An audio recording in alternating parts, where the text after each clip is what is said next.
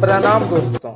चलिए आज हम और आप दोनों मिलके हरिद्वार के गंगा आरती का आनंद उठाते हैं। तो चलिए आप हमारे साथ गंगा आरती का आनंद उठाइए।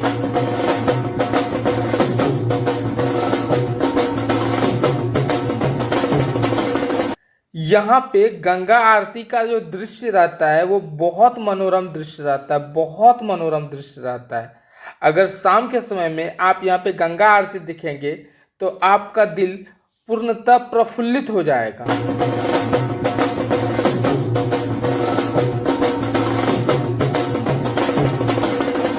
गंगा आरती को देखने के पश्चात आपको ये एहसास होगा कि हमने स्वर्ग का यात्रा कर लिया है। इतना खुशी का अनुभव होता है गंगा आरती देखने के बाद, वो भी हरिद्वार में। अगर आप हरिद्वार में गंगा आरती देख रहे हैं तो आप स्वर्ग में घूम रहे हैं। आप यही सोच लीजिए कि आप स्वर्ग में घूम रहे हैं। ऐसा वहाँ पे दिल प्रफुल्लित हो जाता है देख।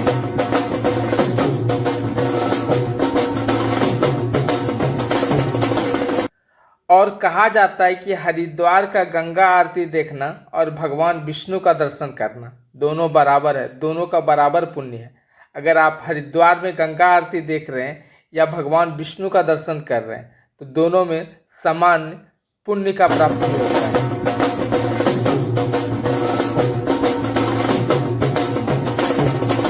अगर कभी आप गंगा आरती देखने के लिए आएँ तो ये बात पूर्णतः फिक्स कर लें कि शाम के समय में ही आएँ, क्योंकि अगर यहाँ पे आप दोपहर से आके रहेंगे तो आप थक जाएंगे। हमने ये चीज़ एहसास किया कि गंगा आरती देखने के लिए हम दोपहर में ही वहाँ पे थे तो थक गए थे। इसलिए कोशिश करें कि शाम के समय में आएँ ताकि गंगा आरती आप पूर्णतः देख सकें और आपको किसी तरह का परेशानी ना हो।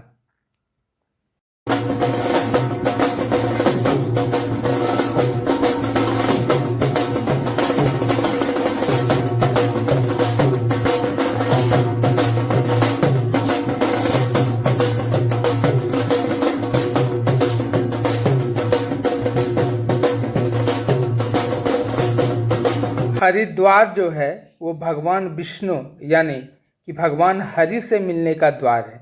यहाँ पे आप अगर आ गए तो आपको ज़रूर भगवान विष्णु का कृपा प्राप्त होगी। तो चलिए आपको कैसा लगा एक कमेंट करके बताइएगा।